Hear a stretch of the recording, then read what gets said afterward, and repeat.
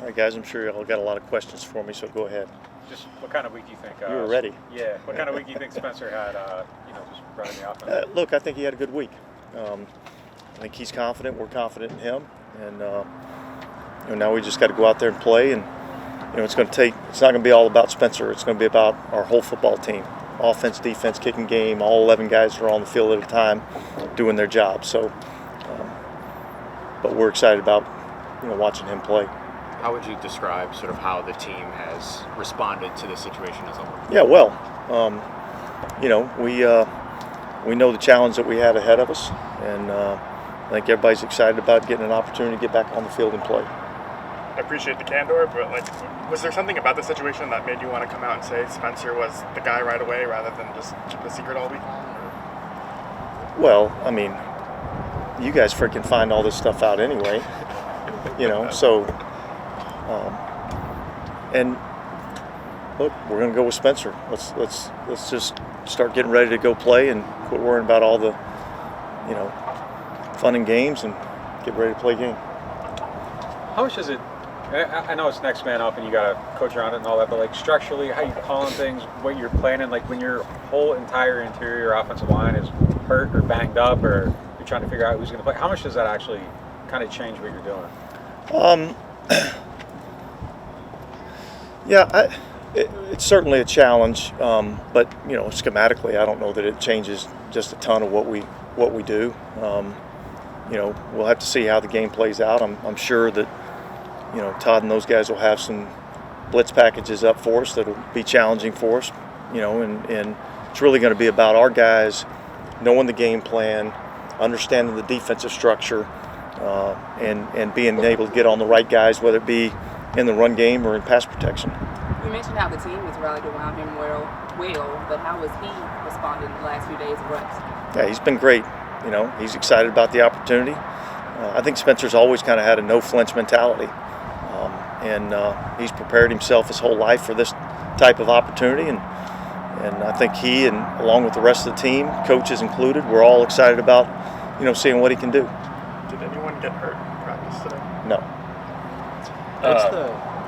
Lucas Patrick is listed with a chest injury. Is that the same thing that he hurt during the game that was listed at collarbone at that time? Yeah, it's kind of in that same area. It's the same injury. Yeah. And is he a guy who has a chance to play without practicing, or that's something that's going to? Yeah, he's a guy that has a chance, and so we'll take that all the way up till game time.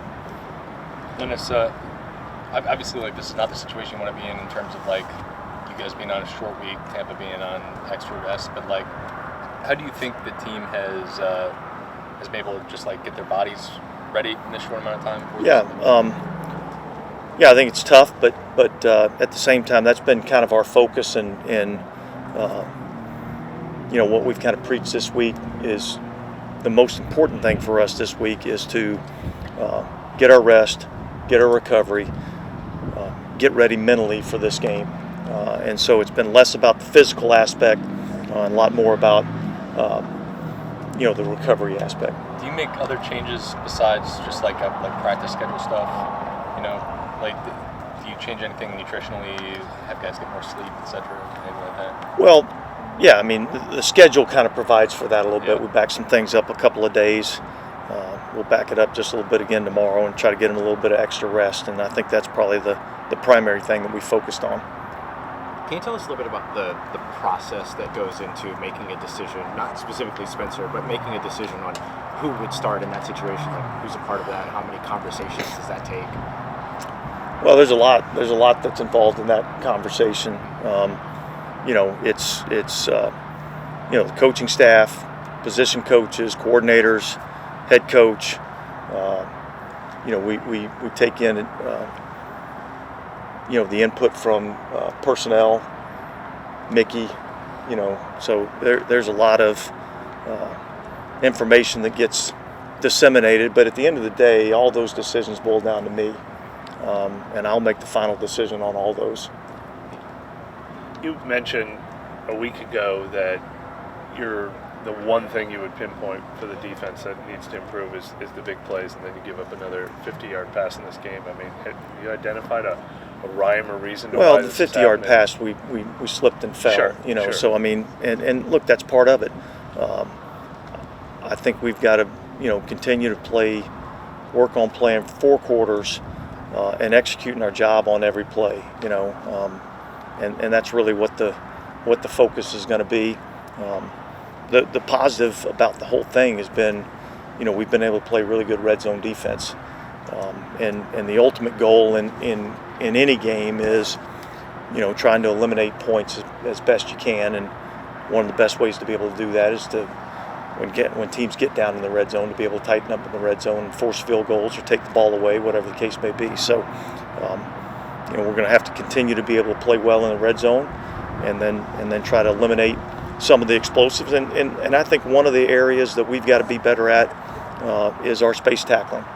I don't think that's been an area that we've been as good as we need to be, and so that's been a point of emphasis. You guys have been good in the red zone for a while, but 25% right now, like what's the key, you think, to this year's success of just being so good in that area? I just think it's really about guys doing their job. Everything happens so much faster in the red area, and the precision that you have to operate with, offensively and defensively.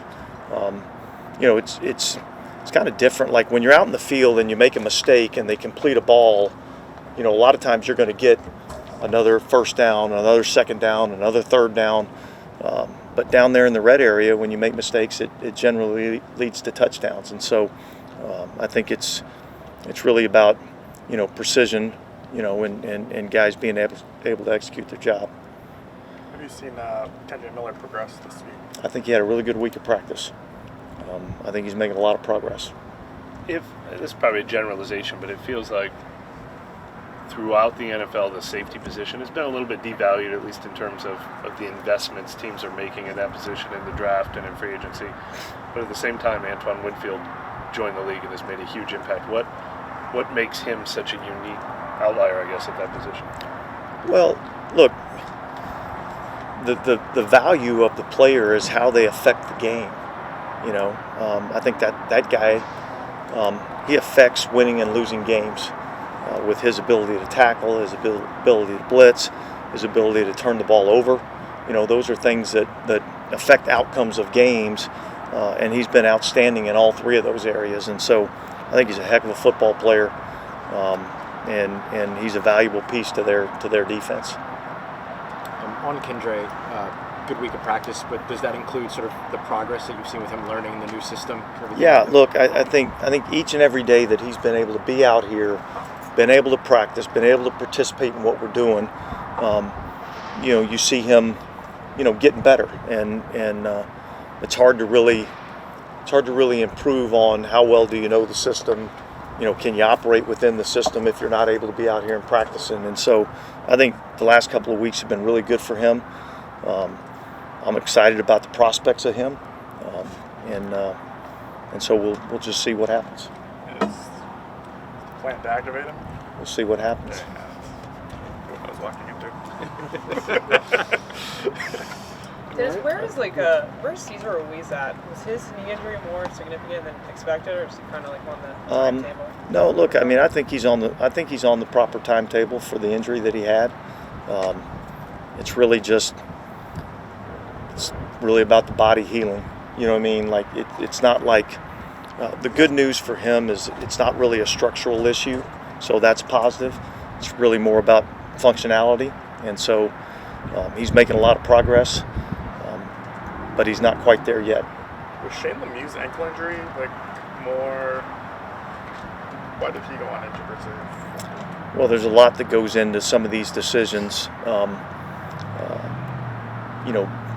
Just to have enough guys to play on the offensive line last week, we needed to have a roster spot, and I think, he was kind of right on that cusp of, is it going to be 3 weeks or is it going to be 4 weeks?